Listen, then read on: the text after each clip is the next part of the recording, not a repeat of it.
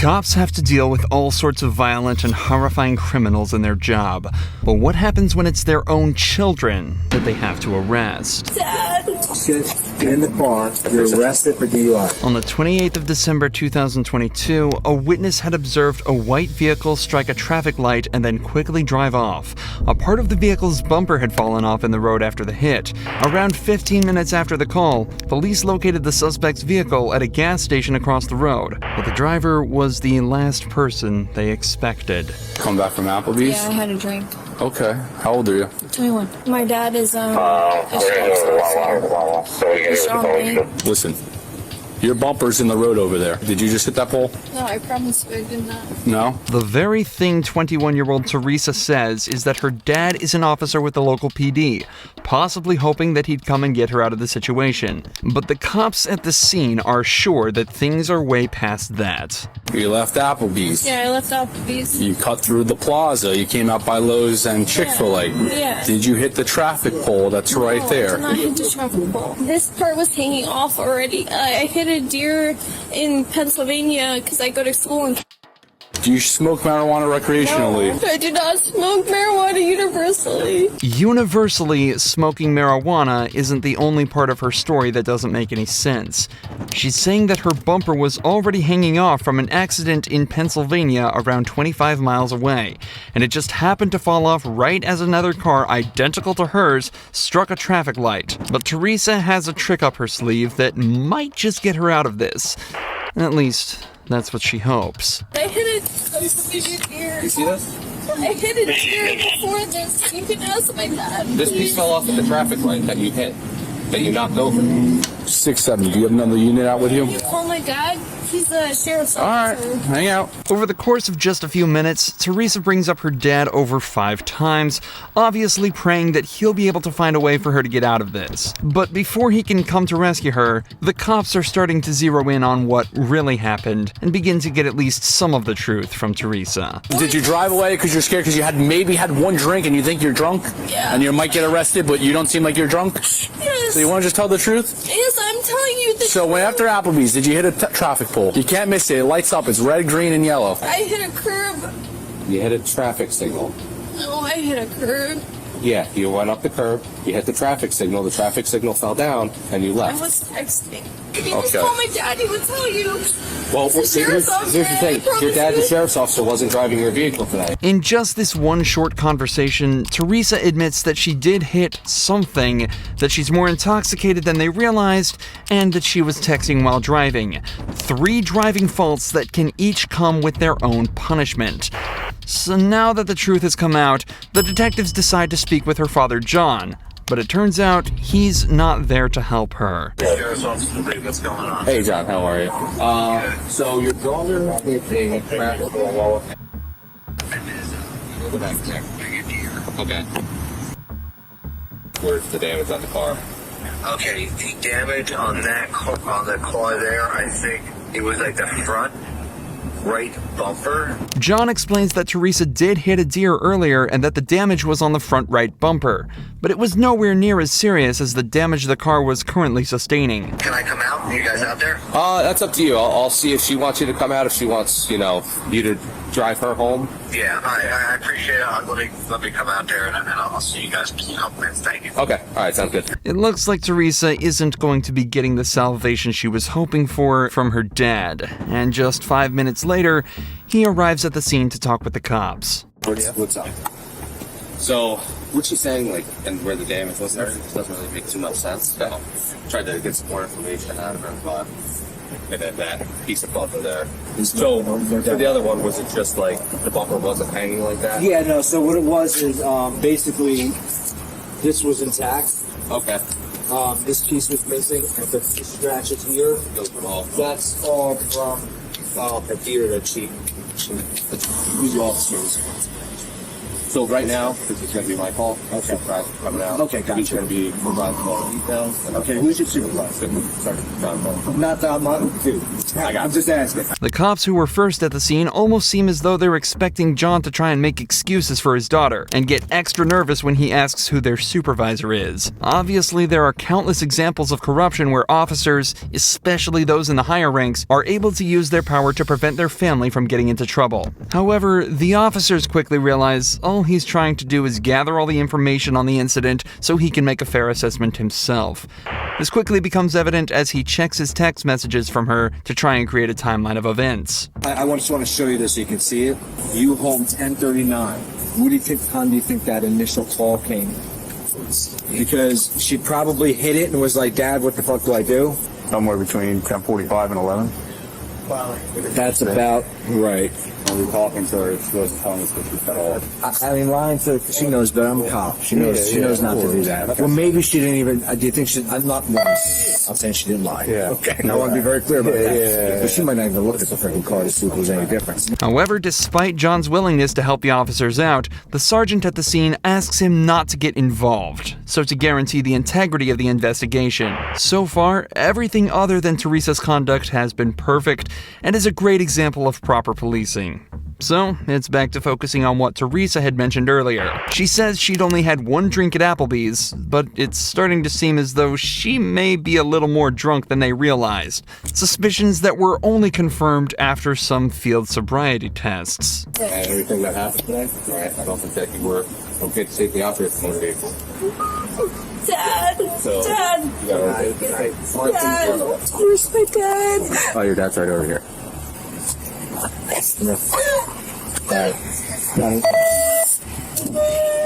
You stop with this shit in the car. Right, You're arrested for DUI. Go ahead. Have a seat.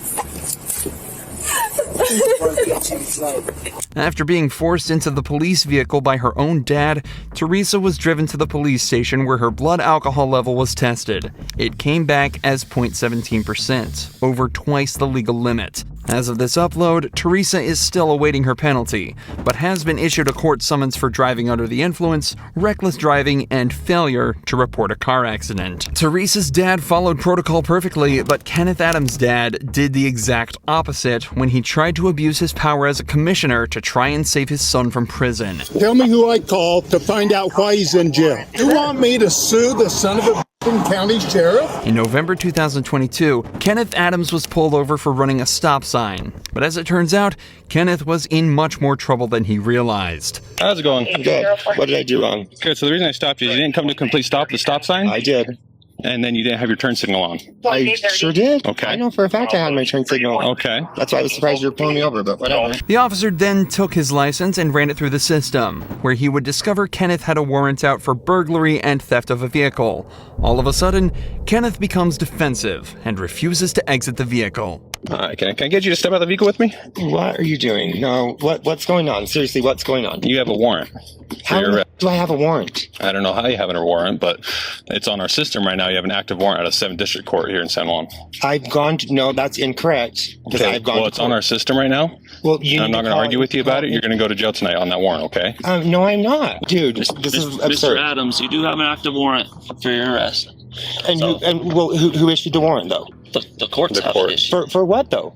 Because I've gone to court for everything. There should not be an active warrant for me anywhere, dude. Kenneth claims that he's already been to court for his previous crimes, but the warrant still calls for his arrest. For the majority of smaller cases, the suspect is tasked with turning in the documents that prove that they've been to court and completing any classes they were made to attend by the judge. Without those documents, the court cannot confirm they attended anything. So when Kenneth forgot to turn his in, the warrant remained open, and the police had no way to tell that he had in fact been to court. Issued October 13th. For what? It has some felony charges, burglary charges. Dude, I've been to court for that. No, I've been to court for that. You want to know the charges? Yeah, I do. So it has 2 burglary charges listed, a theft charge, mischief, That's on my old case.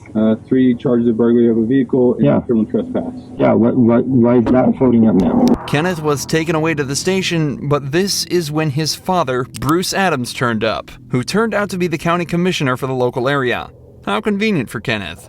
Immediately after arriving at the scene, Bruce demanded to know what was going on and quickly started to show signs of corruption. Where's Kenneth? He's in jail. They took him. You already took him to jail? They took him to jail, and I stayed here with the car. Why? For a warrant. Who do I call to find out? Wyatt? Find out the warrant? You're a police officer. Tell me who I call to find out why he's in jail. I gotta be careful with this stuff, Bruce. You understand that? Okay. That's the warrant. Okay, so it says warrant status active, offense burglary, burglary, theft, criminal mischief, burglary of a vehicle, burglary of a vehicle, burglary He's of a already vehicle. been to court over that. It's you saw the warrant right there. I showed you a warrant. He's been charged with that, and he has a plea in abeyance on all of it. What do you want me to do? I want you to turn him loose. I can't turn him loose, Bruce. Who can? Nobody can. He's been arrested for a warrant. The courts can. And the warrant's false. Huh? The warrant's not false. You want me to sue the son of a county sheriff because he arrested my kid on a false warrant? The warrant's right there. Bruce is obviously trying to abuse his position and influence the commissioner to try and save his son from the law. But luckily, this officer stands his ground and refuses to cave in. Eventually, though, Kenneth was released from jail, the warrant was withdrawn, and no further action was taken against Bruce. But the officers that arrested this law student weren't as lucky. There's nothing in that vehicle. I promise you. I didn't do anything. Marion Humphrey Jr., son of retired county judge Marion Humphrey Sr., was pulled over after an officer allegedly witnessed him driving dangerously. Footage shows him swerving slightly after missing his exit. Marion is lit up by the officer and pulled over. He's then told the officer witnessed him nearly wreck his car and is suspected of dangerous driving. When did you rent the car? Yesterday.